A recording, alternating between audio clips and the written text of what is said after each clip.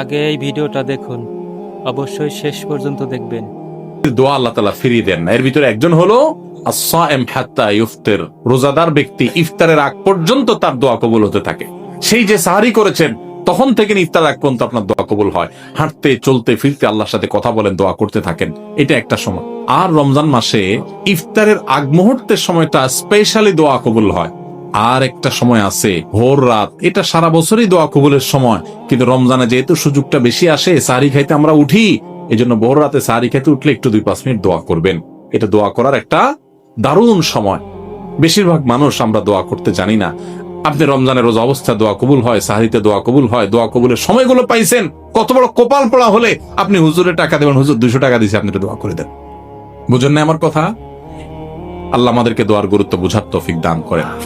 আমরা অনেকে দোয়া করি না কেন? আমরা মনে করি দোয়া করতে অনেক মায়ের পেজ দিয়া বলা লাগে বোধহয়, হুজুররা কি কি কয়, উর্দুতে, ফার্সিতে, আরবিতে কি কি গায়, এগুলা গায়া টায়া সুট টুট দিয়া দোয়া টোয়া করা লাগে আল্লাহর কাছে, নাহলে তো আল্লাহ শুনে না।